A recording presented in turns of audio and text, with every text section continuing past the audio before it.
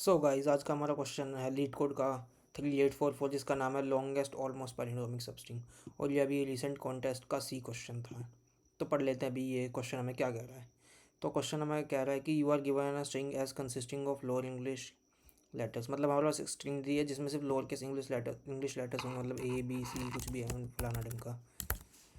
और उसके बाद हमें a substring is almost palindromic if it becomes a palindrome after removing exactly one character from it. अच्छा, ठीक है।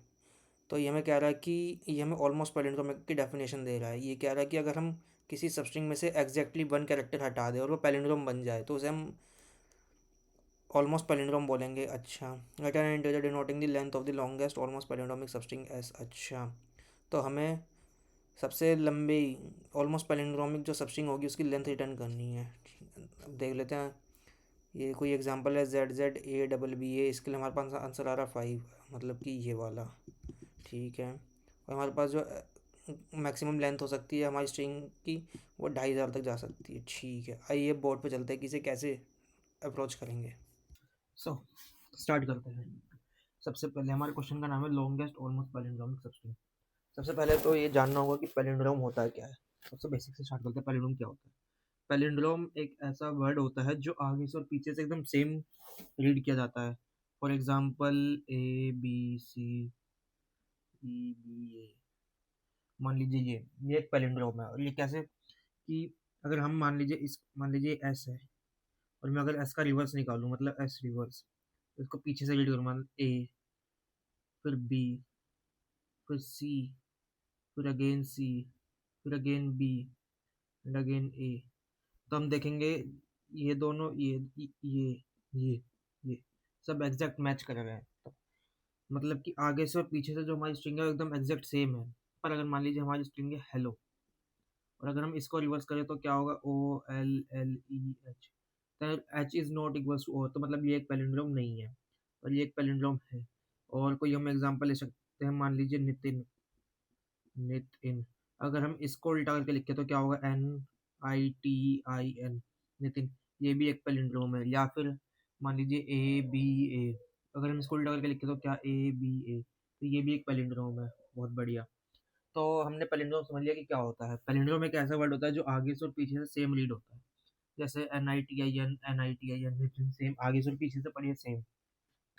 वैसे ही ABCCBA, ये भी एक पैलिंड्रोम है। अच्छा, और लेकिन जो हमने देखा हेलो, हेलो एक पैलिंड्रोम नहीं है क्योंकि एच जो है वो हमारा ओ के इक्वल्स नहीं है।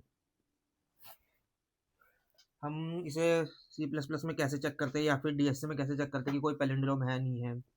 ऐसे भी कर सकते हैं कि हम एक स्ट्रिंग है हमारे पास, उसको रिवर्स करके चेक कर लो कि क्या दोनों इक्वल है, अगर है तो पैलिंड्रोम है, नहीं है तो नहीं है।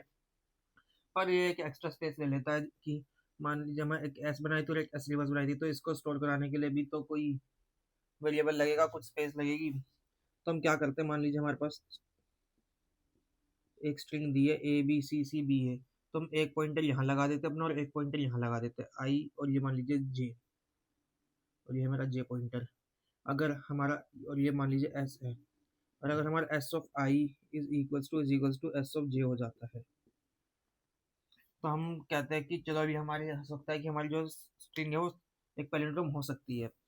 अगर ये हो जाता है तो हम I को आगे आगे बढ़ा देते हैं, फिर हम I को ले आते हैं यहाँ पर, फिर हम दोबारा चेक करेंगे क्या I है, I और J इक्वल है, S ऑफ I और S ऑफ J, अगर है तो हम फिर आगे बढ़ जाएंगे, फिर हम यहाँ पर आ जाएंगे।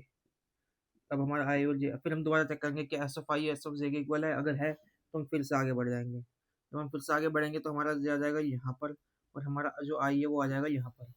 पर हम अब पर अब हम देखेंगे कि जो हमारा I है वो J से आगे जा चुका है, मतलब जो हमारा I है वो J से बड़ा हो चुका है। तो हम यहीं पर स्टॉप कर देंगे। जैसे ये कंडीशन हिट होती है तो हम यहाँ पर ट्रू रिटर्न कर देते हैं कि जो हमारी स्ट्रिंग है वो पैलिंड्रोम है, क्योंकि हमें एक भी ऐसी कंडीशन नहीं मिली जहाँ पर ये दोनों इक्वल ना हो, तो मतलब कि हमारा एक पैलिंड्रोम है। वैसे अगर मान लीजिए हमारे पास स्ट्रिंग होती हेलो, तो हमारा आई पॉइंटर होता है यहाँ पर और जे पॉइंटर होता है यहाँ पर, आई और जे। तो क्या हमारा S of I equals to है एस ऑफ जे के, क्या एच इजिकल्स टू है ओके, नहीं है। तो हम यहीं से बता देंगे कि जो ये हमारी स्ट्रिंग है हेलो, ये एक पैलिंड्रोम नहीं है। नहीं है पैलिंड्रोम।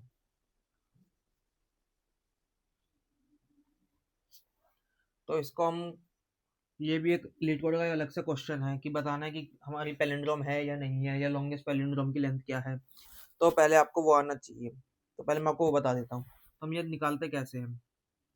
अब हम हर एक सब, इससे हमारी सबसे बेसिक अप्रोच यही आ रही है कि मान लीजिए हमारी एक एस है, ये ले लेते हैं ए बी सी सी बी ए। तो हमें बतानी है क्या ये सबस्ट्रिंग एक पैलिंड्रोम है या नहीं है। तो हम क्या करेंगे कि हम पहले दो लेंथ, या फिर हमें मान लीजिए क्वेश्चन में दिया कि सबसे लॉन्गेस्ट पैलिंड्रोमिक सबस्ट्रिंग बतानी है कि हमें सबसे लंबे जो वो कितनी है। तो क्या हम क्या करेंगे, हम पहले एक लेंथ की निकाल लेंगे। सारी की सारी स्ट्रिंग सब स्ट्रिंग्स होंगी ए बी सी सी बी ए, ये सब पैलिंड्रोम होंगी। फिर हम क्या करेंगे, हम दो लेंथ की निकाल लेंगे जो कि होगी ए बी, फिर बी सी, फिर सी सी, फिर सी बी, फिर बी ए। फिर हम तीन तीन लेंथ की सारी सब स्ट्रिंग्स निकाल लेंगे, ए बी सी, बी सी सी, या फिर सी सी बी और सी बी ए। फिर हम दोबारा से क्या करेंगे, हम चार लेंथ की ले लेंगे जो हो जाएगी A B C C, B C C B, C C B A. फिर हम ऐसी पांच लेंथ की निकाल लेंगे जो होगी A B C C B and B C C B A. फिर हम छः सिक्स लेंथ की निकाल लेंगे, अभी मैं इसे हटा देता हूँ, इसकी ज़रूरत नहीं। A B C C B ए। तो हमारे पास इतनी सारी सब स्ट्रिंग बनेंगी इस एस एस स्ट्रिंग से, जो कि है a B C C A C B ए।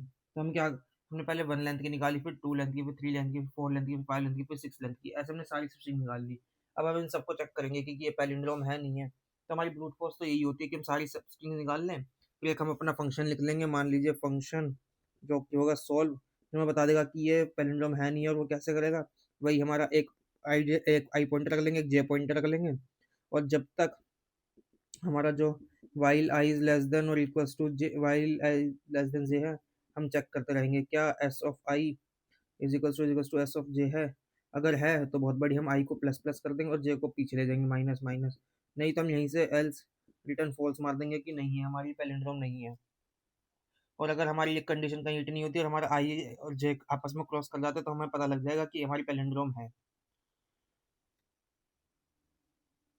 तो बस ऐसे ही हम इसका पैलिंड्रोमिक निकाल लेते थे कि क्या कोई जो स्ट्रिंग है वो पैलिंड्रोम है या नहीं है। ठीक है, पर मुझे नहीं लगता इसकी टाइम कॉम्प्लेक्सिटी बहुत ज़्यादा है। वो कैसे, मान लीजिए हमारे पास जो एक स्ट्रिंग दी है जिसकी लेंथ है n, पहले तो हमें उसकी सारी की सारी सब स्ट्रिंग निकालनी पड़ेगी, जो कि खुद में एक टीडियस टास्क है जिसकी टाइम कॉम्प्लेक्सिटी होगी n स्क्वायर। समझ लो ना कैसे। तो पहले हम एक पॉइंटर यहाँ लगाएंगे और दूसरा पॉइंटर मान लीजिए यहीं से स्टार्ट करेंगे जे से। तो पहले हम आई की, फिर आई से जे, फिर यहाँ की, फिर यहाँ की, फिर यहाँ की, यहाँ तक की, फिर यहाँ की। पहले एक सब स्ट्रिंग, फिर ए से स्टार्ट होने वाली, फिर ए से स्टार्ट होने वाली तीन लेंथ की, फिर ए से स्टार्ट होने वाली चार लेंथ की, फिर ए से स्टार्ट होने वाली पाँच लेंथ की, फिर ए से स्टार्ट होने वाली छः लेंथ की। हम ऐसे करके सारी स्ट्रक्चर जाएंगे ऐसे ना, A B C A B C C A B and so on. फिर हम बी इस वाले इंडेक्स से स्टार्ट होने वाली सारी सबस्ट्रिंग निकालेंगे ये। फिर हम सी से स्टार्ट होने वाली ये निकालेंगे, फिर इस वाले सी से स्टार्ट होने वाली ये सारी निकालेंगे। समझना ये कैसे एन स्क्वायर है। ठीक है, अब एन स्क्वायर में तो हमने खाली सारी सबस्ट्रिंग निकाली है, पर अब हमें उन्हें चेक भी करना है कि ये पैलिंड्रोम है या नहीं है। तो उसे कैसे चेक करेंगे, उसके लिए हमने एक फंक्शन लिख लिया। उस फंक्शन में हम क्या कर रहे थे, हम आई और जे को ट्रैप लगा, आई आगे बढ़ रहा था, जे पीछे जा रहा था पूरा। अब लेकिन इसमें भी हम ध्यान से देखें तो जो हम हर स्ट्रिंग है, मान लीजिए उसकी सिक्स लेंथ है, या फिर अपना एग्जांपल ही लेते हैं ए बी सी सी बी है, तो हमारा आई यहाँ से यहाँ जा रहा है और जे हमारा यहाँ से यहाँ जा रहा है। तो ध्यान से देखेंगे तो हम इसमें भी तो पूरी की पूरी लेंथ ट्रेवर्स कर रहे हैं हमारी स्ट्रिंग की, जो मान लीजिए कि एन है। पर हम एक बार मान लीजिए दो आगे बढ़े, एक आगे बढ़े और एक पीछे बढ़े, तो हमारी जो लेंथ है वो एन बाई टू से डिक्रीज हो रही है, मतलब माइनस टू हो रही है। बार मान लीजिए इसमें एन बाई टू हमें टाइम लग रहा है कि अगर 10 लेंथ की स्ट्रिंग है हमारे पास तो उसे चेक करने में हमारे पास 5 ऑपरेशंस लग रहे हैं। वैसे 100 लेंथ की है तो उसे करने में 50 ऑपरेशन लग रहे हैं। तो अब हमारे पास एन स्क्वायर सब स्ट्रिंग्स हैं।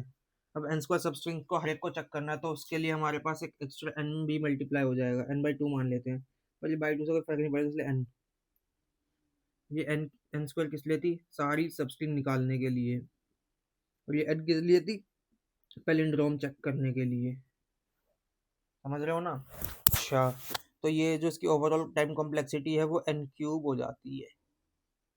पर ये तो बहुत बेकार सॉल्यूशन है n क्यूब, क्योंकि जो हमारे पास कंस्ट्रेंट होते हैं वो होते हैं 2500 मान लीजिए, और इसको हम क्या बोल सकते हैं 1e3 बोल सकते हैं अप्रोक्सीमेटली, या फिर 2.5 मल्टीप्लाइड बाई e3।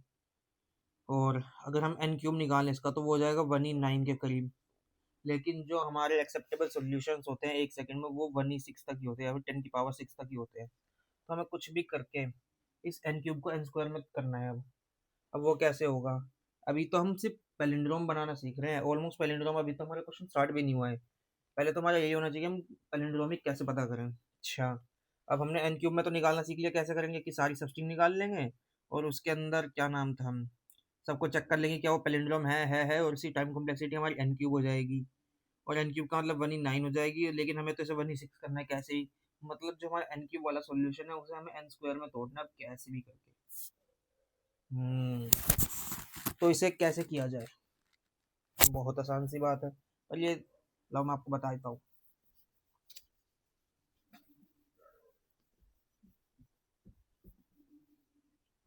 मान लीजिए हमारा सब्स्ट्रिंग थी ABCCBA। अब हमारे पास क्या हो रहा था, एन स्क्वायर में तो हमने सारी सब्स्ट्रिंग निकाली, और एन में हमने चेक कर लिया कि क्या ये पैलिंड्रोम है। तो अब हमें सारी सब्स्ट्रिंग चेक करनी है, तो मतलब हमें सारी सब्स्ट्रिंग तो निकालनी ही पड़ेगी, मतलब एन स्क्वायर तो लगेगा ही लगेगा। तो हमें कहीं ना कहीं करके इसमें इसको मैनेज करना पड़ेगा। हम कैसे कर सकते हैं? तो इसके लिए हमारे पास जो ट्रिक होती है वो होती है हमें डीपी लगानी पड़ती है इसके अंदर। इसके अंदर हम क्या स्टोर करते हैं कि हम अभी ना सबसे पहले हम दो दो लेंथ की सबस्ट्रिंग बनाते चलते हैं। समझ रहे हैं ना कि क्या ए बी पैलिंड्रोम है? अगर है तो हम स्टोर करा लेंगे ट्रू, मान लीजिए कि इस पैलिंड्रोम, नहीं है तो हम फॉल्स स्टोर करा लेंगे। ठीक है, अब ऐसे हमने सारी 2 लेंथ के लिए स्टोर करा लिया। अब हम अगली बार मान लीजिए 3 लेंथ के लिए देखने आए, तो हम चेक कर लेंगे क्या ए बी सी एक पैलिंड्रोम है। और इसका चेक करने का आसान तरीका क्या है, मान लीजिए ये और ये अगर मान लीजिए इक्वल हो, मान लीजिए मुझे ए बी ए को चेक करना होता, एग्जाम्पल है, और लेकिन मैं पहली 2 लेंथ का निकाल चुका, मतलब ए बी का मुझे आंसर पहले से पता है कि वो पैलिंड्रोम है या नहीं है, या मुझे पहले से पता है कि ए बी ए है और ए से मैच हो रहा, तो मुझे पहले से पता होगा क्या बी एक पैलिंड्रोम है, या फिर एक होता कि ए बी सी ए से ए मेरा मैच कर गया, तो क्या मेरा बी सी पैलिंड्रोम है? समझ रहे हैं ना। अगर मेरा बी सी पहले से मुझे पता हो कि पैलिंड्रोम है, तो मैं ए बी सी ए को ओ वन में कैलकुलेट कर पाऊंगा, क्योंकि ये और ये दोनों तो इक्वल है। मुझे बस इस वाली स्ट्रिंग का आंसर जानना है कि ये पैलिंड्रोम है या नहीं है। अगर ये पैलिंड्रोम है तो मेरी पूरी भी पैलिंड्रोम होगी, अगर ये पैलिंड्रोम नहीं है तो मेरी ये भी पैलिंड्रोम नहीं होगी। कितना आसान सा नहीं था कि हमारे पास पहले क्वेश्चन था ये ए बी सी है क्या एक पैलिंड्रोम है, पर हमने इसे ब्रेक डाउन करके सिर्फ इतने में तोड़ दिया कि क्या बी सी एक पैलिंड्रोम है।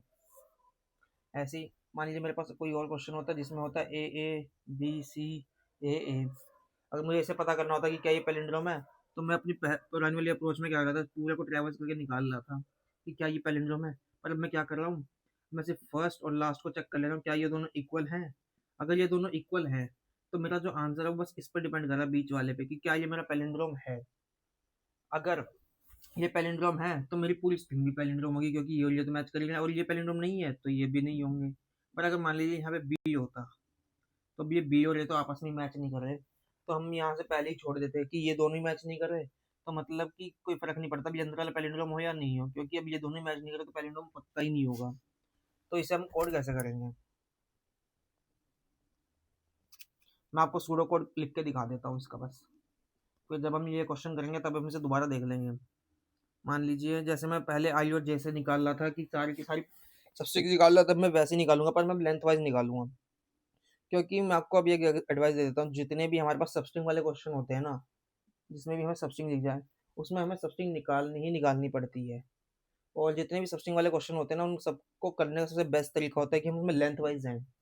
कैसे? मान लीजिए मैं एक फॉर लूप लगा देता हूँ, इंट जो मेरा लेंथ इज इक्वल्स टू 1 से जाएगा और n तक जाएगा, मतलब कि मैं पहले 1 लेंथ की स्ट्रिंग लूँगा, सब स्ट्रिंग लूँगा, फिर मैं 2 लेंथ की सब स्ट्रिंग्स लूँगा, फिर मैं 3 लेंथ की सब स्ट्रिंग्स लूँगा, फिर मैं 4 लेंथ की सब स्ट्रिंग लूँगा। इससे मेरा फ़ायदा क्या हो रहा है, जब मान लीजिए मैं 4 लेंथ की सब स्ट्रिंग्स देखना चाह रहा हूँ कि क्या ये पैलिंड्रोम है, तो जो मेरा आंसर है फोर्थ लेंथ की सबस्ट्रिंग के लिए वो डिपेंड कर रहा है टू लेंथ की सबस्ट्रिंग पे, क्योंकि ए से ए तो मैच कर रहा है। अब तो ये हमारी अंदर वाली सबस्ट्रिंग पे मैं वो कर रहा है कि क्या ये पैलिंड्रोम है, पर जो मेरी लेकिन इसकी लेंथ तो 2 है और मैं 2 वाले के लिए पहले ही निकाल चुका हूँ। यहाँ से आया कि हम छोटे से क्यों स्टार्ट करेंगे, फिर वहाँ समझ गए ना, क्योंकि 4 जो लेंथ का आंसर है वो 2 पे डिपेंड कर रहा है। ऐसे मान लीजिए मेरी 3 है, जो मेरी 3 लेंथ का आंसर है वो 1 पे डिपेंड कर रहा है एंड सो ऑन।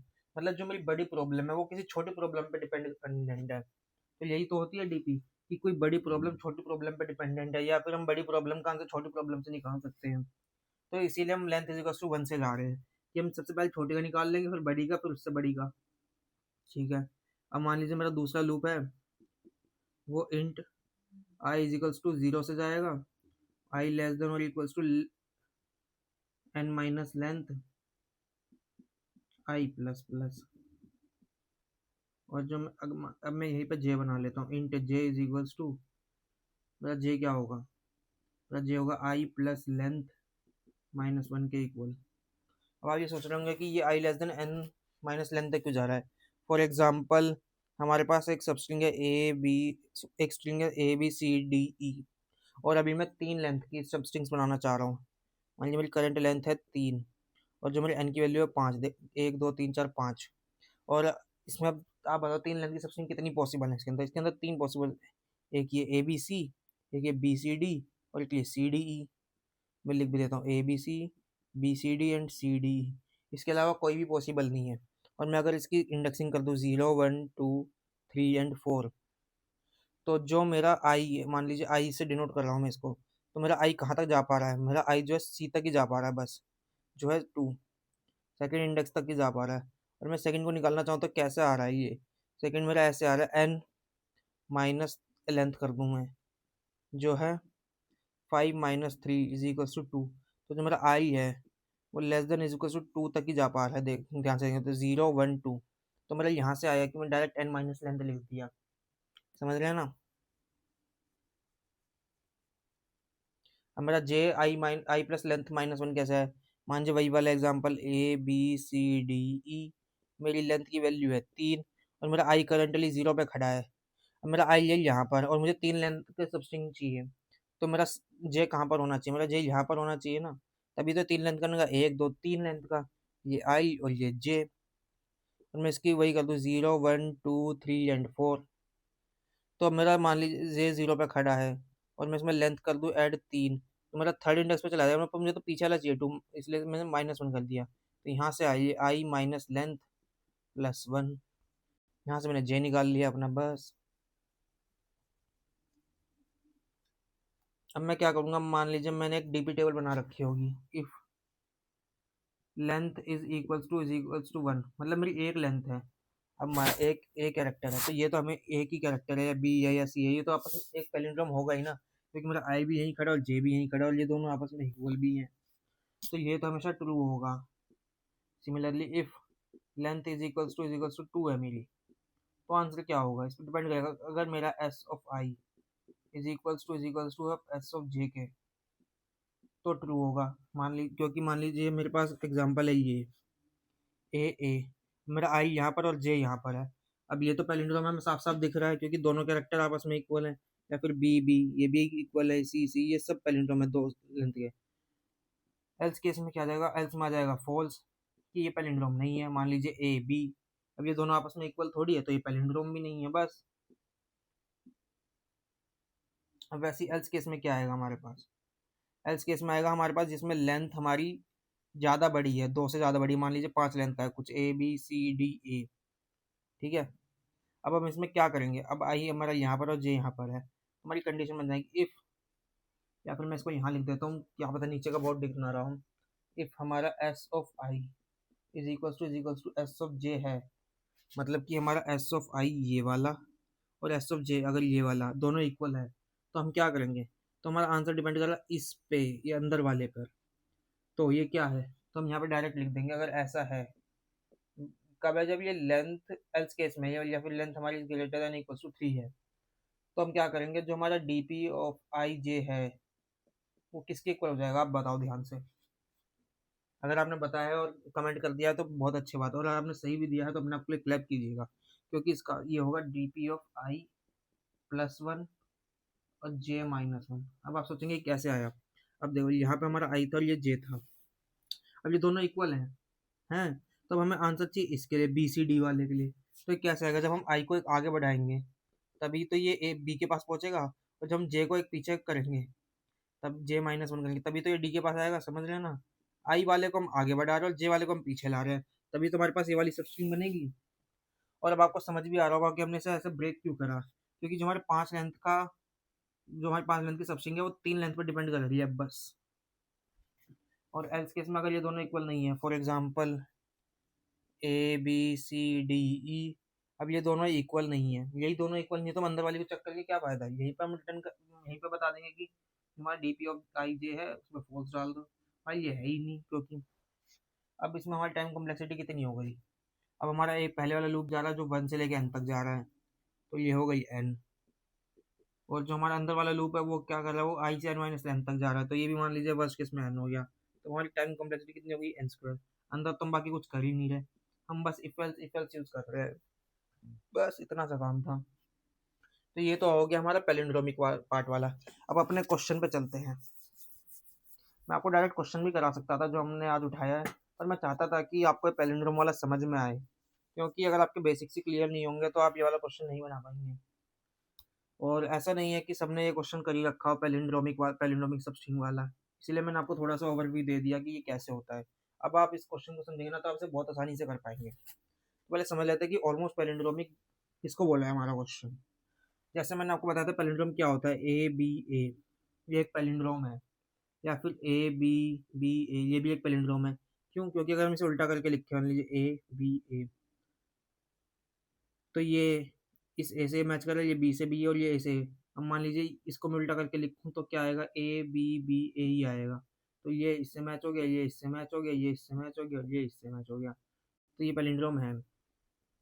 पर हमारा क्वेश्चन ऑलमोस्ट पैलिंड्रोमिक पूछा है। ऑलमोस्ट पैलिंड्रोमिक का क्या मतलब है, ऑलमोस्ट पैलिंड्रोमिक का मतलब है, मान लीजिए ए बी सी ए, मान लीजिए मेरे पास ये एग्जांपल है एस। तो हमारा क्वेश्चन बोल रहा है कि ऑलमोस्ट पैलिंड्रोमिक ऐसी सबस्ट्रिंग है जिसमें से अगर हम एक कैरेक्टर हटा दें तो वो पैलिंड्रोम बन जाएगा। क्या मतलब, मतलब कि अगर मैं इसमें मान लीजिए इसमें से सी हटा दूं, क्या ये पैलिंड्रोम है, ए बी है, यस, तो ये पैलिंड्रोम है, क्योंकि ए बी है तो पैलिंड्रोम है, क्योंकि ये इससे मैच कर रहा है और आई और जे हमारे यहाँ पर आ जाएगा जो इक्वल है ही, तो ये हमारा पैलिंड्रोम हो जाएगा। अच्छा, पर क्या अब ये पैलिंड्रोम है, नहीं, पर लेकिन जैसे ही मैंने सी को हटाया तब ये पैलिंड्रोम बन गया। मतलब कि अगर हम किसी भी सबस्ट्रिंग में से एक कैरेक्टर हटा दें, एक सिर्फ एक, और वो पैलिंड्रोम बन जाए तो उस सबस्ट्रिंग को हम ऑलमोस्ट पैलिंड्रोमिक बोलेंगे। अच्छा, तो जो मेरी एस है वो पैलिंड्रोम तो नहीं है, पर ये ऑलमोस्ट पैलिंड्रोम है। क्यों, क्योंकि इसमें से अगर हम सी को हटा दें तो ये एक पैलिंड्रोम बन जाएगा। या फिर हमारे पास कोई ये जो लीड कोड का एग्जांपल है वो है double z a b b ए, तो क्या ये ऑलमोस्ट पैलिंड्रोम है, नहीं, ये ऑलमोस्ट पैलिंड्रोम नहीं है। पर लीड कोड का क्वेश्चन हमें क्या कहता है, वो कहता है कि हमें हमें ऐसी लेंथ रिटर्न करनी है, जो सबसे लंबी लेंथ रिटर्न करनी है जो ऑलमोस्ट पैलिंड्रोम हो। तो इसमें क्या है, मान लीजिए ये नहीं है, अगर हम ये वाली सबस्ट्रिंग उठा लें जेड ए बी बी ए, और हम इसमें से जेड को रिमूव कर दें तो ये अब एक पैलिंड्रोम है, तो हमें ये इसकी लेंथ रिटर्न करनी है जो कि है 5। याद रखिएगा, हमें ये पुरानी ये वाली लेंथ नहीं बतानी जो पैलिंड्रोमिक है, हमें इसकी लेंथ बतानी है, जिस कैरेक्टर को रिमूव करा उसके साथ लेंथ बतानी है जो हमें 5 है। अच्छा, तो ये भी कुछ वैसा ही सही क्वेश्चन नहीं है कि मान कि हम सारे के सारे पैलिंड्रोम मतलब सारी के सारी सबस्ट्रिंग निकाल लेंगे, मान लीजिए z double z z z a b z z a b b, वैसे ही z a sorry z z a B and so on. ये वैसे ही क्वेश्चन नहीं है कि हम सारी सबस्ट्रिंग निकाल लेंगे फिर हम चेक कर लेंगे क्या वो ऑलमोस्ट पैलिंड्रोम है। अगर ऑलमोस्ट पैलिंड्रोम है तो अच्छी बात है, हम एक आंसर वेरिएबल मेंटेन कर लेंगे और उसमें हम मैक्स स्टोर करते रहेंगे बार बार, जैसे ही हमें ऑलमोस्ट पैलिंड्रोम मिलेगा। क्वेश्चन तो समझ आ गया, पर इसमें भी वही दिक्कत है कि मान लीजिए सारी की सारी सबस्ट्रिंग निकालने में n स्क्वायर लगेगा और उसके बाद ऑलमोस्ट पैलिंड्रोमिक चेक करने में n लगेगा, जो कि n क्यूब हो जाएगा। और हमारे पास क्वेश्चन के कंस्ट्रेंट दिए हैं 2500, जो कि हम मान लेते हैं कि अभी 1 ही 3 है और हम इसकी क्यूब करेंगे तो ये 1 ही 9 हो जाएगा। पर हमारे पास एक्सेप्टेबल कितना होता है 1 ही 6, तो ये तो नहीं चलने वाला और ये चल जाएगा, जो कि है हमारी n स्क्वायर अप्रोच। तो हमें कैसे भी करके इस n क्यूब वाली को इसके लिए भी n स्क्वायर में तोड़ना है। अच्छा, पर इसे करा कैसे जाए? इसको करने के लिए पहले आपकी अंडरस्टैंडिंग बनाते हैं कि हम किसी को भी ऑलमोस्ट पैलिंड्रोमिक कैसे काउंट करें। तो फिर जैसे हमने डायरेक्ट वो करा था कि हम पहले लेंथ 2 की निकाल लेंगे, फिर लेंथ 3 की निकाल लेंगे, फिर 4 की निकाल लेंगे, 5 की निकालेंगे, 6 की निकालेंगे एंड सो ऑन, सबकी निकालते चले जाएंगे। फिर हम उसमें स्टोर कर लेंगे कि क्या वो ऑलमोस्ट पैलिंड्रोमिक है या नहीं है। अच्छा, तो पर हम उसे कैसे करें? तो ऑलमोस्ट पैलिंड्रोमिक की एक कंडीशन है कि हम कोई भी एक कैरेक्टर हटा सकते हैं, बाकी वाला पैलिंड्रोम होना चाहिए। अच्छा, तो मतलब हमें अब ये भी पता होना चाहिए कि पहले से कि क्या करंट वाला मेरा पैलिंड्रोम है या नहीं है, या हम जिसे चेक करने वाला पैलिंड्रोम है नहीं है। अच्छा, ये भी बात सही है बिल्कुल। तो हम इसे कैसे करें? तो मान लीजिए, और हमें क्वेश्चन ने एक बात और बोली है कि अगर हमारे पास सिर्फ एक लेंथ का कैरेक्टर है तो वो ऑलमोस्ट पैलिंड्रोमिक नहीं मानेंगे मुझे, क्योंकि क्वेश्चन में बोला कि एटलीस्ट हमारे पास 2 कैरेक्टर तो होने ही चाहिए। अच्छा, तो जैसे हमने करा था कि हम लेंथ 2 के लिए चेक कर रहे थे पैलिंड्रोम वाला, अगर s of I is equals to S of जे है तो वो पैलिंड्रोम है, एल्स नहीं है। तो ये था पैलिंड्रोम के लिए। ऐसे ही हम ऑलमोस्ट पैलिंड्रोम का भी लिख लेंगे मान लीजिए। तो ऑलमोस्ट पैलिंड्रोम क्या होगा? मान लीजिए हमारे पास दो कैरेक्टर, एक है ए, तो जो हमारे पास है, अगर हम उसमें से ए वाला ए हटा दें तो क्या ए पैलिंड्रोम है? बिल्कुल है। तो मतलब जो ए है वो ऑलमोस्ट पैलिंड्रोम भी होगा, बिल्कुल सही बात है। पर मान लीजिए हमारे पास है ए बी, क्या ये पैलिंड्रोम है? नहीं। पर अगर मैं इसमें से मान लीजिए बी हटा दूँ तो क्या अब ये पैलिंड्रोम है? बिल्कुल ये पैलिंड्रोम है। तो मतलब हमारा ए और ए बी भी एक पैलिंड्रोम होगा। बात तो मतलब सही है, ए बी भी पैलिंड्रोम होगा। या फिर हमारे पास ए बी था, मैं ए को हटा दूँ, क्या बी एक पैलिंड्रोम है? बिल्कुल बी एक पैलिंड्रोम है। तो मतलब हमारे पास ए बी भी पैलिंड्रोम होगा। तो मेरे पास इससे क्या समझ आया कि अगर हमारे पास लेंथ 2 है तो वो ऑलमोस्ट पैलिंड्रोम होगा ही होगा, ऑलवेज। क्यों? क्योंकि हम एक कैरेक्टर हटा देंगे, हमारे पास सिर्फ एक कैरेक्टर बच जाएगा और एक कैरेक्टर हमेशा पैलिंड्रोम होता है। पर पैलिंड्रोम में हमारे पास क्या था, दोनों को सेम होना पड़ रहा था। अच्छा, ठीक है, समझ गए यहाँ तक। अब मान लीजिए हमारे पास लेंथ हमारे पास 3 थी इसमें, तो हमारे पास कंडीशन क्या थी? मान लीजिए ए बी सी है या फिर ए बी ए है अभी के लिए, और हमारा आई और जे यहाँ पर होता था, तो हम चेक कर लेते थे क्या S of I is equals to S of जे है। अगर होता था तो हम चेक कर लेते थे क्या D P of i plus one J minus one क्या पैलिंड्रोम है। अगर ये पैलिंड्रोम होता था तो हम इसे पैलिंड्रोम बोल देते थे, अगर ये पैलिंड्रोम नहीं होता था तो हम इसे पैलिंड्रोम नहीं बोलते थे। अच्छा, अब मान लीजिए हमारे पास ऐसी है ए बी ए, या फिर मैं इसे ए एक अच्छा एग्जांपल ले लेता हूँ, ए सी ले लेता हूँ। तो क्या ये अब एक पैलिंड्रोम है? नहीं, अभी तो ये पैलिंड्रोम नहीं है। पर अगर मान लीजिए मैं इसमें से सी को हटा देता हूँ तो अब ये ए बच गया, तो क्या अब हमारे पास ए पैलिंड्रोम है? यस, अब ए पैलिंड्रोम है। तो मतलब मैं क्या कह सकता हूँ कि जो ए सी है वो एक ऑलमोस्ट पैलिंड्रोम है, क्योंकि सी को रिमूव करने से हमारे पास ए आ गया था और ए एक पैलिंड्रोम है, तो ए सी हमारा एक ऑलमोस्ट पैलिंड्रोम हुआ। अच्छा, या फिर मान लीजिए मेरे ये तो भी कर, या फिर दूसरा एग्जांपल है बी ए।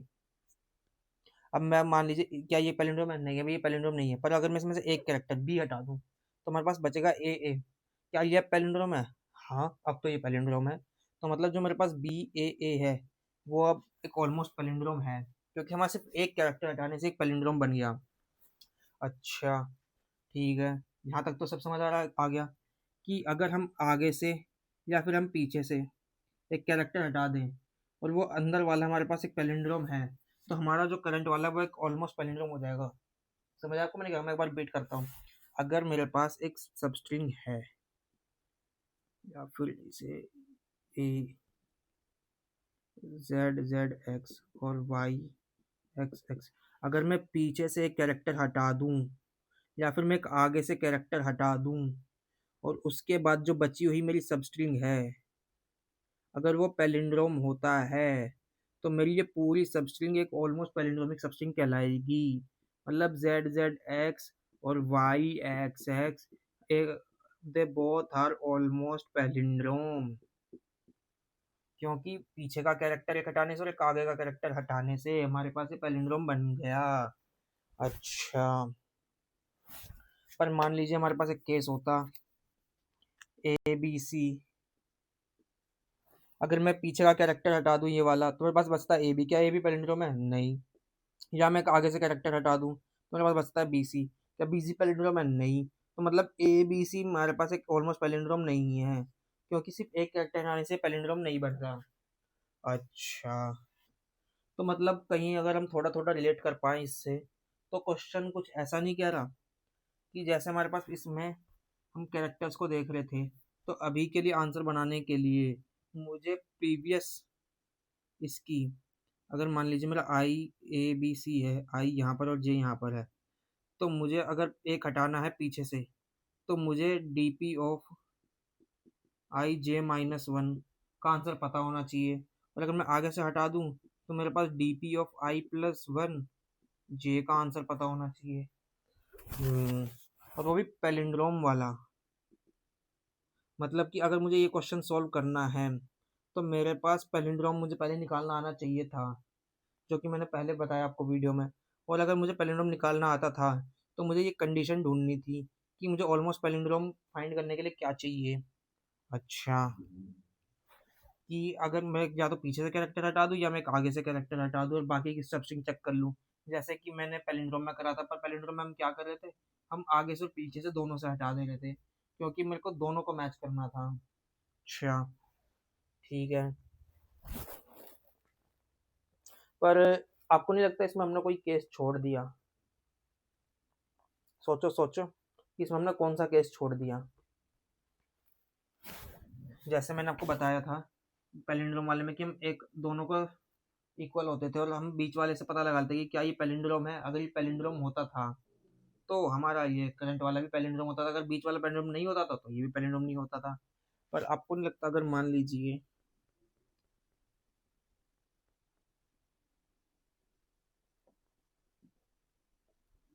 कोई हमारे पास एग्जांपल है ए बी ए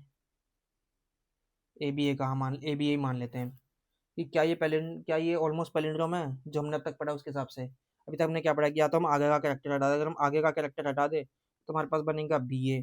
पर अगर हम मान लीजिए पीछे का कैरेक्टर हटा दें तो हमारे पास बनेगा ए बी। क्या ये दोनों पैलिंड्रोम है? नहीं है। तो हमारा जितना हमने पढ़ा उसके हिसाब से तो अभी तक कि ए बी ए एक ऑलमोस्ट पैलिंड्रोम नहीं होना चाहिए। सही बात है ना? क्योंकि यही तो पढ़ा हमने कि एक आगे से हटा देते या एक पीछे से हटा देते और फिर चेक कर लेते क्या ये पैलिंड्रोम है। पर ये तो दोनों ही पैलिंड्रोम नहीं है। पर ए बी ए तो एक पैलिंड्रोम है, सॉरी ऑलमोस्ट पैलिंड्रोम ही क्या है वो कैसे? मान लीजिए ए बी ए है और मैं उसमें से बी हटा दूं तो हमारे पास क्या बचेगा? हमारे पास बचेगा सिर्फ ए। क्या ए पैलिंड्रोम है? बिल्कुल है। और हमने सिर्फ एक ही कैरेक्टर हटाया। तो मतलब हमने बीच वाला केस मिस कर दिया कि जिसमें से हम दोनों को ले सकते हैं और बीच वाले को चेक कर सकते हैं।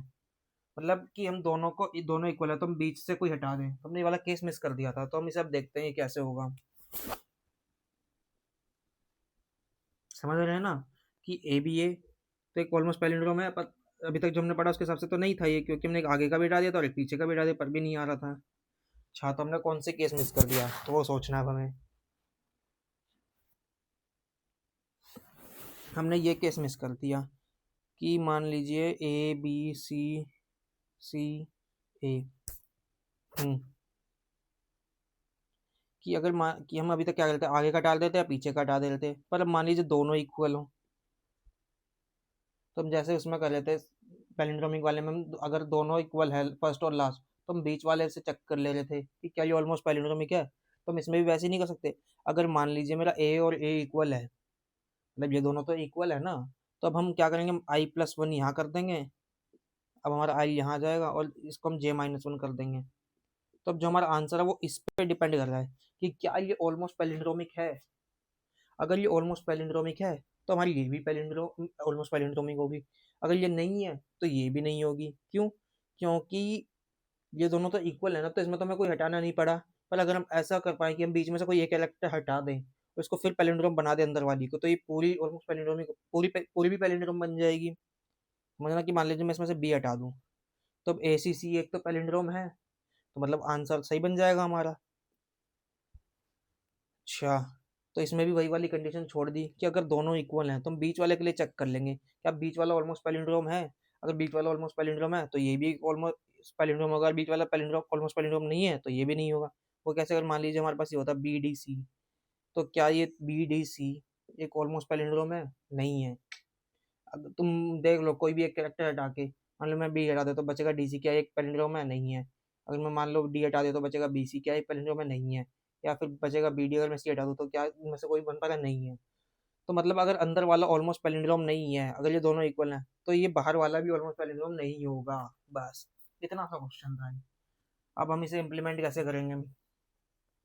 पहले मैं आपको इसका सूडो कोड लिख देता हूँ, बाकी कोड हम अपने लैपटॉप में देखेंगे कि इसका करने कैसे है। तो सबसे पहले हमने क्या देखा कि अगर हमें ऑलमोस्ट पैलिंड्रोम निकालना है तो हमें पहले पैलिंड्रोम पता होना चाहिए कि क्या I से J एक पैलिंड्रोम है या नहीं है, या फिर I-1 से J, या सॉरी I+1 से J या I से J-1 पैलिंड्रोम है। मतलब कि हमें पहले से पैलिंड्रोम निकाल के रखना पड़ेगा। ठीक है, तो पहले हम एक बार लूप लगा के सारे पैलिंड्रोम्स निकाल लेंगे, एक टेबल बना लेंगे कि उसमें स्टोर कर लेंगे कि क्या ये पैलिंड्रोम है या नहीं है।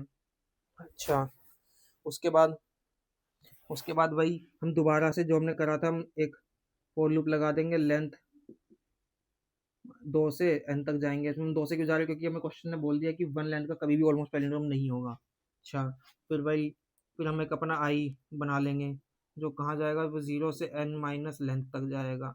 फिर हम I को प्लस प्लस कर देंगे। फिर हम क्या करेंगे? फिर हम अपना J निकाल लेंगे, जो कितना आएगा, I प्लस लेंथ -1 हमारा J आ जाएगा। फिर हम चेक कैसे करेंगे? अगर मेरा S of I is equal to S of J हो जाएगा। समझ रहे हैं ना, कि अगर मेरे दोनों सेम है तो जो मेरा ऑलमोस्ट पैलिंड्रोम, मान लीजिए मैं उसे DP बोल दे रहा हूँ, तो मेरा DP of I J is equal हो जाएगा DP ऑफ I+1 और DP ऑफ J-1। वही वाला केस, इसमें से हम बी को ए बी ए है, तो ए तो हमारा इक्वल है, तो हम बी के लिए चेक करेंगे क्या ये ऑलमोस्ट पैलिंड्रोम है या नहीं है, इस तरह से। या फिर ABCC था, ए इक्वल है तो हम BCC के लिए चेक करेंगे कि क्या ये ऑलमोस्ट पैलिंड्रोम है या नहीं है। ये हमारी लास्ट वाली कंडीशन हो गई। अच्छा, उसके बाद एल्स इफ कि हमारे तो दोनों इक्वल है। अब दोनों इक्वल नहीं है, मान लीजिए हमारा ये वाला केस था ए बी, तो मतलब हम या तो पीछे से हटा दें। ठीक है, तो हम इसमें ऐसे करेंगे कि अब हमारे पीछे से हटा दिया, मतलब एक कैरेक्टर रिमूव कर दिया, तो हमें आगे वाले के लिए पैलिंड्रोम चेक करना है। तो हम इस क्या करेंगे? एल्स इफ डी, अगर DP की जगह मैं पैलिंड्रोम चेक, मान लीजिए उसका नाम मैंने पैलिन रखा होगा, तो मैं इसके लिए पैलिंड्रोम के लिए चेक कर लूँगा I से लेके J-1 तक का। अगर ये है तो मैं DP ऑफ I J को प्रूव कर दूंगा यहाँ पर। समझे ना कि मैंने इसमें पीछे वाला कैरेक्टर रिमूव कर दिया। या फिर मेरे पास अगली कंडीशन क्या बन सकती है कि अब मुझे आगे से रिमूव कर देता, मान लीजिए BA हो रहा तो मैं इसको हटा देता ना, तो मुझे इसके लिए चेक करना पड़ता कि क्या ये पैलिंड्रोम है। तो मैं यहाँ पे चेक कर लूँगा कि पैलिन I+1 से J तक, क्या ये पैलिंड्रोम है? अगर है तो ट्रू। ठीक है, अब जैसे मेरा लूप खत्म होगा तो मैं बस हर एक के लिए चेक कर लूँगा कि क्या ये मेरा इज ऑलमोस्ट पैलिंड्रोम था। अगर था तो मैं इसके अंदर अपना एक आंसर वेरिएबल होगा, उसको अपडेट करता रहूँगा जब भी मुझे पता लगेगा कि ये वाला इज ऑलमोस्ट पैलिंड्रोम है या नहीं है। बस इतना सा काम था। चलिए अब इसे कोड करके देखते हैं। जितना भी मैंने बताया आपको, मैं बस वही सब कोड करूँगा, एक भी लाइन एक्स्ट्रा नहीं लिखूँगा, और आपको एक एक करके बताऊँगा कि मैंने क्या बताया तो मैं क्या लाइन लिख रहा हूँ। सही है, ये भी इसे कोड करके भी देख लेते हैं। मान लीजिए मैं अभी अपनी लेंथ निकाल लेता हूँ कि मेरी स्ट्रिंग की लेंथ कितनी है। तो मैंने सबसे पहले आपको क्या बताया था, ऑलमोस्ट पैलिंड्रोम चेक करने के लिए हमें पहले पैलिंड्रोमिक भी पता होनी चाहिए। तो हम पैलिंड्रोम कैसे निकालते हैं? मान लीजिए मैं एक वेक्टर और वेक्टर बूल बना लेता हूँ, जिसका मैं नाम रख देता हूँ इस पैलिंड्रोम, जो मुझे बताएगा कि क्या जो मेरा I से लेकर J तक की जो सब स्ट्रिंग है वो क्या एक पैलिंड्रोम है या नहीं है। ओके, अब अपना वही कि मैं लेंथ 1 से कैलकुलेट करना चालू कर दूँगा।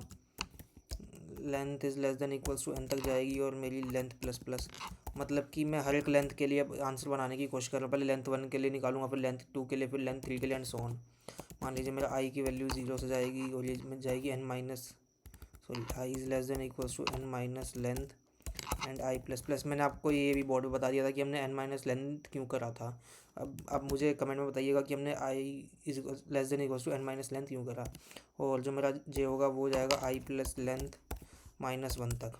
सबसे पहले अगर मेरे पास जो लेंथ है वो इज इक्वल्स टू 1 है, तो मेरा क्या होगा, जो मेरा इज़ पैलिंड्रोम को मैं कॉपी कर लेता हूँ। जो मेरा आई से लेकर जे तक का पैलिंड्रोम होगा वो ट्रू हो जाएगा। इसका क्या मतलब है, अगर मेरे पास मान लीजिए सिर्फ एक ही कैरेक्टर है ए या फिर बी या सी, तो ये सब एक पैलिंड्रोम है ना, क्योंकि आई भी मेरा यही है और जे भी यही है, तो ये पैलिंड्रोम है। बिल्कुल सही बात।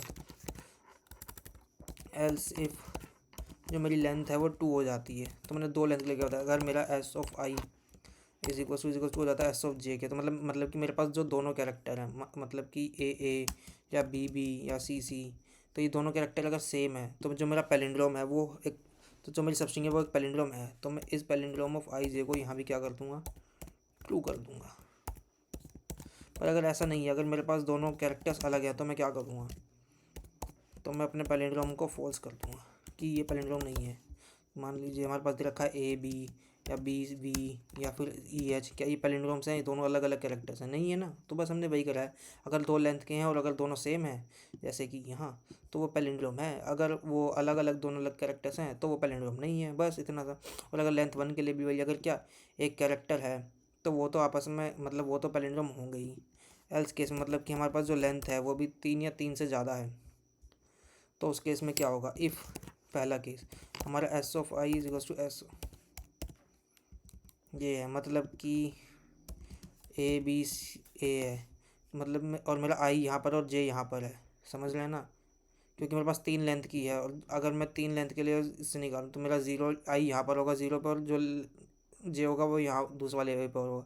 अगर वो दोनों इक्वल है तो हम क्या करेंगे, हम इस पैलिंड्रोम ऑफ आई जे में क्या स्टोर करा देंगे डायरेक्टली, कि अगर जो मेरा अंदर वाले सब स्ट्रिंग है वो पैलिंड्रोम है या नहीं है, तो हमने कैसे निकालती। या फिर मैं थोड़ा बड़ा एग्जांपल लूँ तो ए बी सी बी ए, मान लीजिए ये है और मेरा ये दोनों ए इक्वल हैं, तो मैंने क्या करा था, अब हम अंदर वाली के लिए, जो अगर अंदर वाली पैलिंड्रोम होगी तो मेरी मेरी करंट वाली पैलिंड्रोम नहीं होगी तो नहीं होगी, तो मैं इसमें डायरेक्ट इस पैलिंड्रोम ऑफ, तो हमने कैसे निकाला, इस वाले बी के लिए और यहाँ से बी के लिए मुझे आई को आगे बढ़ाना और जे को पीछे ले जाना है, तो मैंने क्या करा, आई +1 कर दिया और जे को -1 कर दिया, बस।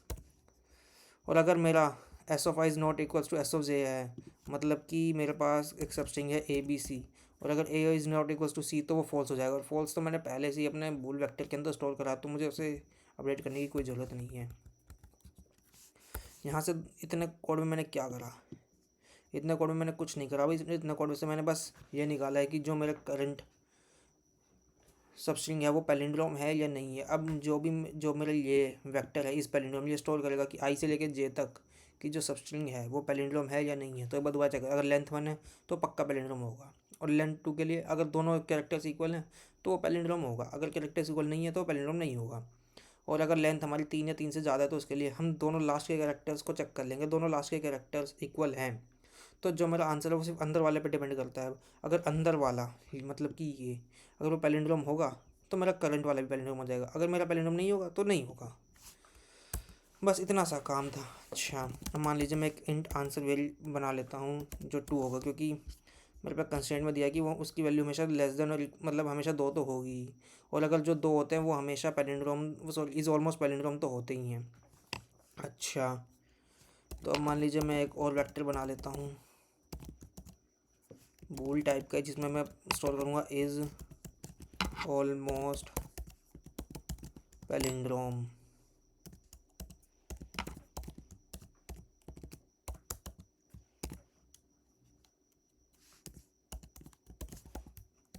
ये मैंने इनिशियलाइज कर दिया है। अब वही हमें लेंथ से कैलकुलेट करना था, हमने ऊपर लेंथ 1 से रखा था क्योंकि पैलिंड्रोम एक लेंथ का भी हो सकता है, पर हमें क्वेश्चन ने बोल दिया है कि जो 2 लेंथ का होगा, अगर जो हमारे इज ऑलमोस्ट पैलिंड्रोम वो एटलीस्ट 2 लेंथ का होना ही चाहिए, इसलिए हम लेंथ इज 2 से स्टार्ट करें। अब हम लेंथ इज एन तक जाएंगे और लेंथ को प्लस प्लस कर देंगे। मतलब अभी हम 2 लेंथ के लिए निकाल लें, फिर 3 लेंथ के लिए, फिर 4 लेंथ के लिए ऐसे निकालते रहेंगे। अब मान लीजिए मेरा आई है वो 0 से ट्रैवल करेगा और जो मेरा आई है वो n माइनस लेंथ तक जाएगा। मैंने आपको बताया था, आप कमेंट में ज़रूर बताइएगा कि मैंने ऐसा क्या बताया था कि आई n माइनस लेंथ तक क्यों जा रहा है, और जे की जो वैल्यू है वो आई प्लस लेंथ -1 कहाँ से आई। ठीक है, इतना यहाँ तक तो कोई दिक्कत होनी नहीं चाहिए। इफ़ सबसे पहले इफ़ हमारी जो लेंथ है वो इज इक्वल टू 2 है। मैंने आपको क्या बताया था, मान लीजिए ए बी है या बी सी है या ए है, ये इज़ ऑलमोस्ट पैलिंड्रोम हमेशा होंगे, क्योंकि अगर हम एक कैरेक्टर हटा दें तो हमारे पास सिर्फ एक कैरेक्टर बचेगा और वो एक कैरेक्टर हमेशा पैलिंड्रोम होगा ही होगा। इसीलिए अगर हमारी लेंथ 2 है तो हम बिना सोचे समझे इसमें लिख सकते हैं कि ये हमारा इज़ ऑलमोस्ट पैलिंड्रोम है, इज इक्वल्स टू ट्रू। बहुत अच्छी बात। एल्स अगर हमारी लेंथ जो है 2 से ज़्यादा बड़ी हो जाती है तो हम क्या करेंगे, if s of I is equals to S of j हो जाता है। मतलब कि ये ए बी सी ए, अगर मेरा ए इक्वल हो गया, मतलब ये और ये ए इक्वल है, तो मतलब जो मेरा आंसर है वो सिर्फ बी सी पे डिपेंड करता है। अगर मेरा B C is almost palindrome होगा तो मेरा जो करंट वाला वो भी इज़ ऑलमोस्ट पैलिंड्रोम होगा। याद कर लीजिएगा, ये जो लास्ट वाली कंडीशन थी हमारी जो हमसे छूट गई थी वो वाला। तो इसमें हमारा क्या होगा, is almost palindrome of I j किस पे डिपेंड करेगा, वो डिपेंड करेगा is almost palindrome of i +1 and j -1 पर डिपेंड करेगा। थोड़ा अच्छा नहीं दिख रहा, मैं इसे अगली लाइन में लिख देता हूँ ऐसे करके। अच्छा ठीक है, अब ये तो हमारा हो गया पहला केस। और हमारा दूसरा केस क्या था, एलसिफ। मान लीजिए मेरे पास एग्जांपल है ए बी बी, तो इसमें हम क्या करेंगे, हम पहले वाला कैरेक्टर हटाएंगे। अगर मेरा पहले वाला कैरेक्टर हटा के जो मेरी बची हुई सबस्ट्रिंग है, अगर वो पैलिंड्रोम है, मतलब कि बी अगर एक पैलिंड्रोम है, तो मेरा जो करंट वाली वो सबस्ट्रिंग है वो भी इस पैलिंड्रोम होगी पक्का, क्योंकि एक कैरेक्टर तुमने ये हटा दिया तो अब हमारे पास अगली इस पैलिंड्रोम मतलब कि पैलिंड्रोम होनी चाहिए। पर हमने इसमें ऑलमोस्ट पैलिंड्रोम क्यों कह रहा था, क्योंकि दोनों तो इक्वल है ना। अब हमें बीच वाले में से हटाना है एक, तो बीच वाले में से कहाँ से हटाएगा, इसमें से कोई एक हटा के अगर बन जाएगा तो ठीक है। तो इसलिए हमने डायरेक्ट इस पैलिंड्रोम चेक कर दिया। तो हम यहाँ पे चेक करेंगे इज़ पैलिंड्रोम ऑफ आई, मतलब कि अभी हम आगे से हटा रहे हैं तो हम आगे शिफ्ट कर दिया इस जे। तो हम क्या करेंगे, हम इज़ ऑलमोस्ट पैलिंड्रोम ऑफ आई जे को ट्रू कर देंगे। या फिर हमारे पास दूसरा केस क्या बनता है कि हमारे पास ऐसे दिया है एग्जांपल बी बी ए। तो इसमें हमें क्या करना है, हमें पीछे वाले को हटाना है। पीछे वाले को हटाने के लिए क्या करेंगे, हम जे वाले कैरेक्टर को पीछे ले जाएंगे। मतलब कि अगर मेरा करंट जे यहाँ पर था, मान लीजिए यहाँ पर था, तो मुझे जब जे को यहाँ पे लेके जाना है तो जे यहाँ पर कैसे आएगा, वो आएगा J-1 करके। J-1 करना है अब हमें। पहले हमने I+1 करा था क्योंकि हम ए को आगे शिफ्ट कर आगे वाले पॉइंटर को आगे बढ़ा रहे थे। अब हम पीछे वाले पॉइंटर को और पीछे लाना चाहते हैं। तो हम यहाँ पे कर लेंगे इज़ पैलिंड्रोम की स्पेलिंग गलत हो गई, इस पैलिंड्रोम ऑफ आई से J-1। अगर ये पैलिंड्रोम है तो मेरा इस पैलिंड्रोम ऑफ आई जे भी ट्रू होगा। बस यही 3 कंडीशन बनाई थी हमने और ये हो गया। अब हम यहाँ पे अपने आंसर को अपडेट कर लेंगे हर एक उसके लिए। इफ़ इस ऑलमोस्ट पैलिंड्रोम ऑफ आई जे, अगर ये मेरा ऑलमोस्ट पैलिंड्रोम है तो जो मेरा आंसर होगा maximum of answer comma length के इक्वल होगा। जैसे मेरे सारे लूप ख़त्म हो जाएंगे तो मैं अपने रिटर्न आंसर कर दूंगा। आपको लग रहा होगा कि ये कोड अब एक्सेप्ट हो जाएगा, पर नहीं, ये कोड अभी एक्सेप्ट नहीं होगा। इसमें एक छोटी सी गलती है, और वो गलती क्या है, वो गलती मैं आपको बताता हूँ। इसमें गलती क्या है, इसमें गलती ये है कि जो क्वेश्चन हमें बोल रहा है वो बोल रहा है कि हमारे पास जो इज़ ऑलमोस्ट पैलिंड्रोम है वो एटलीस्ट 2 लेंथ का होना ही चाहिए। ठीक है, पर जो हमारा एग्जांपल था ए बी ए, उसमें हम क्या कर रहे हैं, हमारा A = A कर दे रहे हैं हम, मतलब कि ए को ए से कंपेयर कर दे रहे हैं, तो हम आगे बढ़ जा रहे हैं। अब मेरा I+1 और जो J-1 है दोनों एक चीज़ को पॉइंट कर रहे हैं, जो कि हमारी ये वाली कंडीशन है, इज़ ऑलमोस्ट पैलिंड्रोम वाली, ये वाली। कि अगर मेरे दोनों कैरेक्टर इक्वल हैं तो मैं एक आई को आगे बढ़ा दूंगा, जे को पीछे कर दूंगा और उसका इज ऑलमोस्ट पैलिंड्रोम निकाल लूँगा। ठीक है, पर बी क्या एक इज ऑलमोस्ट पैलिंड्रोम है? नहीं, बी तो हमारे पास एक पैलिंड्रोम है बस। मतलब कि हमें जो क्वेश्चन दिया है उसके हिसाब से हमें थोड़ा मॉडिफाई करना पड़ेगा, क्योंकि बी जो है हमारा वो एक पैलिंड्रोम है लेकिन इज़ ऑलमोस्ट पैलिंड्रोम नहीं है, तो इसीलिए। और हमारे पास दिया भी हुआ है कि जो हमारी लेंथ है वो 2 है कम से कम, जो हमारी जो स्ट्रिंग होगी वो कम से कम 2 लेंथ की होगी, तो हम एक लेंथ वालों को इग्नोर कर सकते हैं ताकि हमारा क्वेश्चन सही हो। और ये हमारी कंडीशन के लिए हमें एक्स्ट्रा चेक्स ना लगाने पड़े। मैं यहीं पे इसे ठीक कर दूंगा। इसके लिए मैं क्या करूँगा कि मैं एज्यूम कर लूँगा कि जो भी मेरे एक लेंथ वाले सब स्ट्रिंग्स होंगी वो भी ऑलमोस्ट पैलिंड्रोम होगी। पर इससे हमारे आंसर पे कोई फ़र्क नहीं पड़ेगा, क्योंकि मैं आंसर को 2 से इनिशियलाइज़ कर रहा हूँ, लेकिन मैं जो मेरे लेंथ वन वाले हो उनको इज़ ऑलमोस्ट पैलिंड्रोम मान रहा हूँ। अगर अब हम इसे रन करके देखें तो ये रन हो जाना चाहिए।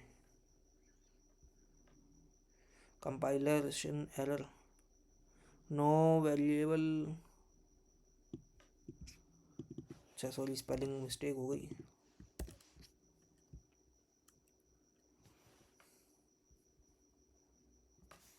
सॉरी, यहाँ पे हमें इसे एक्सेस नहीं करा आई जे, अब चलना चाहिए। ये इज़ रियली स्पेलिंग मिस्टेक्स, और भी कई मिस्टेक्स हैं क्या स्पेलिंग में? चेक कर लेते, नहीं और नहीं है।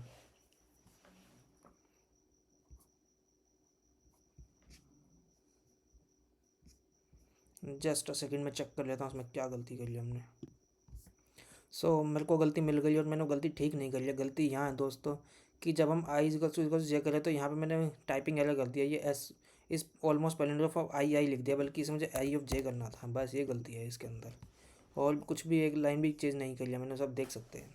और अब हमें चल गया, अब हमसे एक्सेप्ट करा के देख लेते क्या एक्सेप्ट हो रहा है। और ये पहली बारी में एक्सेप्ट हो गया, वाओ। और देखना, मैंने इससे पहले कभी नहीं कर रखा, ये अभी ट्राई करा था मैंने भी। और ये छोटी मोटी गलतियाँ तो होती रहती है, जैसे स्पेलिंग मिस्टेक हो गई या फिर ये मैंने आई जे की जगह आई लिख दिया एंड सो ऑन। तो अगर आपको ये पसंद आया तो लाइक शेयर एंड सब्सक्राइब ज़रूर कीजिएगा। पर इसको हम एक आसान तरीका हो रहा है उससे भी कर सकते हैं, हमें ये 2 बार ये सेम प्रोसीजर करने की ज़रूरत नहीं है। ये भी थोड़ा एडवांस हो सकता है, पर मैं आपको करके दिखा देता हूँ इसे हम एक ही फ्लो में कैसे कर सकते हैं। मान लीजिए मैं एक वेक्टर बना लेता हूँ इंट टाइप का, जिसका नाम मैं अभी के लिए डीपी रख देता हूँ ऐसे ही।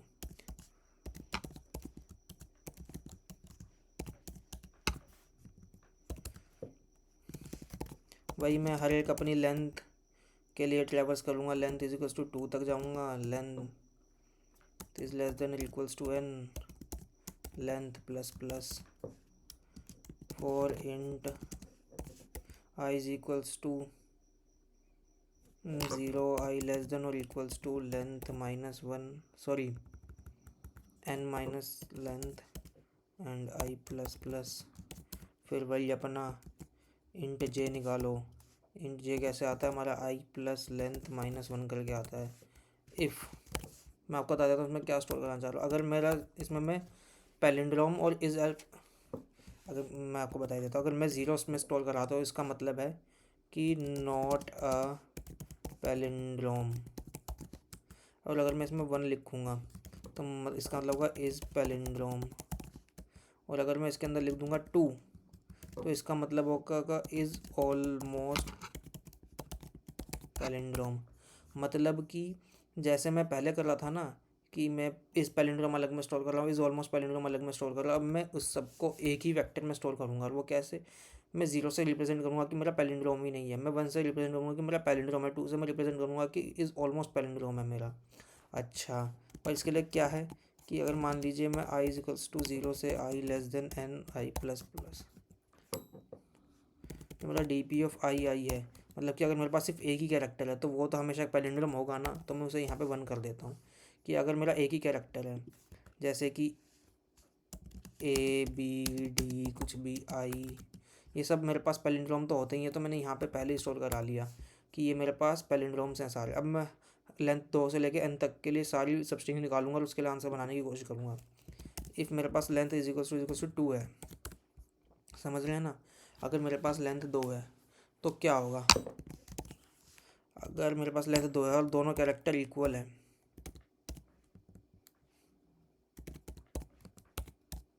तो आप बताइए यहाँ पर मुझे क्या लिखना चाहिए। यहाँ पर मुझे 1 लिखना चाहिए या 2 लिखना चाहिए। यहाँ पर मुझे 1 लिखना चाहिए। क्यों? क्योंकि अगर मेरे पास दो कैरेक्टर्स हैं, मान लीजिए ए या बी या डी, तो ये सब तो हमेशा पैलिंड्रोम होते ही है ना। तो इसीलिए बस मैं इसमें यही स्टोर करा, क्योंकि दोनों आपस में सेम है तो पैलिंड्रोम है। अगर ऐसा नहीं है तो मैं इसके अंदर क्या स्टोर कराऊँगा, तो इसके अंदर मैं स्टोर कराऊँगा 2, क्योंकि मान लीजिए ए बी है या बी सी है। अगर मैं इसमें से एक कैरेक्टर हटा देता हूँ, मान लीजिए मैं इसमें सी हटा देता हूँ तो बी बचेगा। तो बी तो एक पैलिंड्रोम है, तो मतलब बी सी एक इस ऑलमोस्ट पैलिंड्रोम हो गया, वही हमारी कंडीशन से।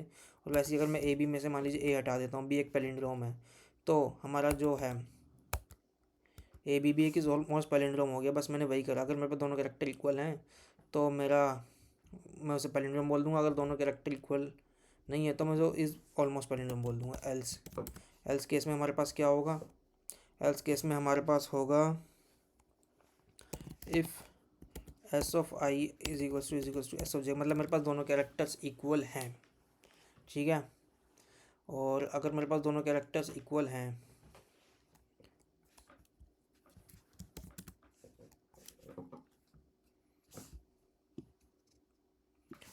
तो मैं क्या करूँगा, मैं D P of I j में मैं D P of direct I plus one और जे माइनस वन ही स्टोर करा दूँगा। ऐसा क्यों? मान लीजिए मेरे पास अभी एग्जांपल है ए बी बी ए, और अगर मेरे पास ये ए इक्वल है तो मुझे बीच वाला चेक करना है बी बी क्या होगा मेरे पास, समझ रहे हैं ना। अगर मेरे पास जो बी बी है वो एक पैलिंड्रोम हुआ तो मैं इसके अंदर डायरेक्ट पैलिंड्रोम स्टोर करा दूंगा कि ये जो मेरी पूरी की पूरी स्ट्रिंग है वो पैलिंड्रोम होगी। पर मान लीजिए अगर मेरे पास ए इक्वल होता है, मेरे पास एग्जांपल होता है बी सी का, और ए इक्वल हो जाता तो मेरे पास बचता बी सी। तो लेकिन बी सी तो हमारे पास क्या है कि ऑलमोस्ट पैलिंड्रोम है, तो मैं इसमें डायरेक्ट स्टोर करा देता कि जो ए बी सी ए है वो भी इज़ ऑलमोस्ट पैलिंड्रोम है। वो कैसे, ए बी सी ए है मान लो, और मैं इसमें से बी हटा देता हूँ, तो ए सी ए एक पैलिंड्रोम नहीं बन गया। तो ये वाली कंडीशन सेटिस्फाई नहीं कर रहा कि एक कैरेक्टर हटाते ही हमारा पैलिंड्रोम बन जाना चाहिए। वैसे ही कि अगर दोनों इक्वल है तो मैं ये कर दूँगा एल्स।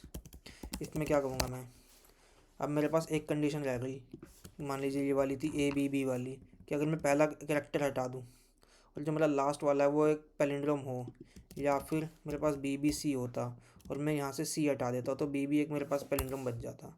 तो ये मेरा इस पैलिंड्रोम हो जाता ना कि एक कैरेक्टर हटा के। तो मेरी वही वाली कंडीशन, अगर d P of i plus one j अगर मेरे पास 1 है, या फिर मेरे पास d P of I j minus 1 है, तो मैं क्या करूँगा, मेरी d P of I j में मैं डायरेक्ट 2 स्टोर करा दूँगा कि मेरे पास ये इज़ ऑलमोस्ट पैलिंड्रोम है, ठीक है।